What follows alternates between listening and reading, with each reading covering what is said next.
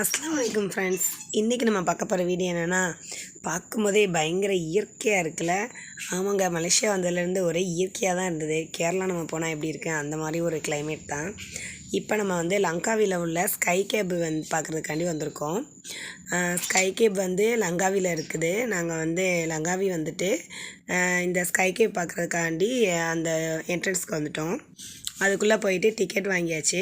Ticket வாங்கினதுக்கப்புறம் எல்லாருக்கும் கையில் மாட்டி விட்டாங்க டிக்கெட் மாட்டிக்கிட்டு அந்த இதுக்கு கிளம்பியாச்சு. அது போகிற இடத்துக்கு ஸ்கை கேப் கிளம்பிக்கிட்டு இருக்கு.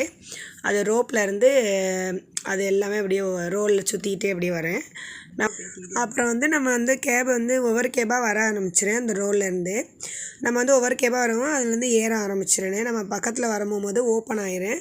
அதுக்குள்ளே மினிமம் ஒரு கேபுக்குள்ளே 6 பேர் ஏறிக்கலாம். அதுக்கு கீழே 5-4 பேர் கூட ஏறிக்கலாம். ஆனால் 6 பேருக்கு மேலே ஏறுறதுக்கு இடம் காணாது. ஸோ நம்ம 6 பேர் ஏறிக்கலாம். நாங்கள் 4 பேர் போயிருந்தோம். எங்களுக்கு சரியாக இருந்துச்சு. நாங்கள் எல்லோரும் ஏறிக்கிட்டோம். அப்புறம் ரோப் கிளம்ப ஆரம்பிச்சிருச்சு. அது போயிட்டுருக்கும் போதே நம்ம இடையில ஒரு இடத்துல வியூ பாயிண்ட் ஃபோட்டோஸ் எடுக்க, அப்புறம் அங்கேருந்து வியூ பாயிண்ட் பார்க்குறதுக்காக ரோப் அந்த இடத்துல அந்த கேப் நின்றோம். நம்ம அந்த இடத்துலேருந்து நிப்பாட்டிட்டு இறங்கி போய் நாங்கள் அந்த வியூவெல்லாம் பார்த்துட்டு ஃபோட்டோஸ் எல்லாம் எடுத்துக்கிட்டோம். ஃபோட்டோஸ்லாம் பாருங்களேன் எவ்வளோ அழகாக இருக்குது. ஃபோட்டோஸ் எடுக்கும் போகும்போதே அந்த ரோப்பெல்லாம் மேலே போகிறது, அப்புறம் அந்த வியூ பாயிண்ட்ஸு எல்லாமே பார்க்குறதுக்கு ரொம்ப அழகாக இருந்துச்சு. எல்லாருமே நிறைய ஃபாரினர்ஸு நிறைய பேர் பார்க்க நிறைய பேர் நல்லா இருந்துச்சு பார்க்கும் போகும்போது. ரொம்ப அழகான இடமா இருந்துச்சு. நாங்கள் அதில் பார்த்துட்டு இனி அடுத்து திருப்பி அந்த ரோப்பு ஏறுற இடத்துல போய் அந்த கேபை ஏறுற இடத்துல போய் நம்ம நின்றுட்டோம்னா அடுத்து அதை அடுத்தாப்புல தான் ஸ்கை பிரிட்ஜ் இருக்குது. அடுத்து ஸ்கை பிரிட்ஜ் போக ஆரம்பிச்சிட வேண்டியது. அந்த கேப்லேருந்து ஏறி திரும்ப ஸ்கை பிரிட்ஜ் போகிறதுக்காக நாங்கள் ஏறிட்டோம்.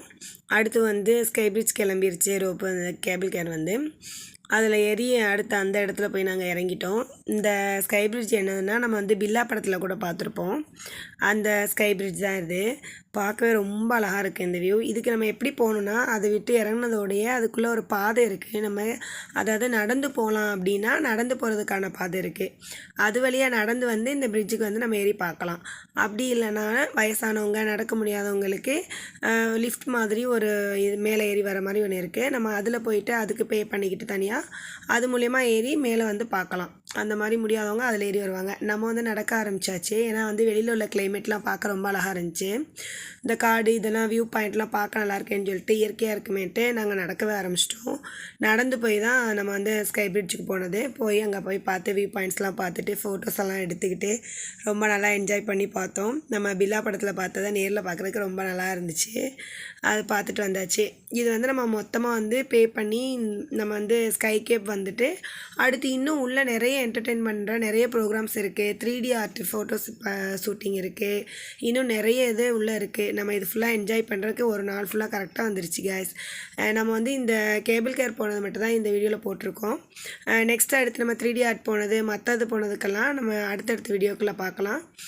இந்த வீடியோ உங்களுக்கு பிடிச்சிருந்தால் லைக் பண்ணுங்கள், ஷேர் பண்ணுங்கள், கமெண்ட் பண்ணுங்கள், சப்ஸ்கிரைப் பண்ணுங்கள் கேஸ். பாய்.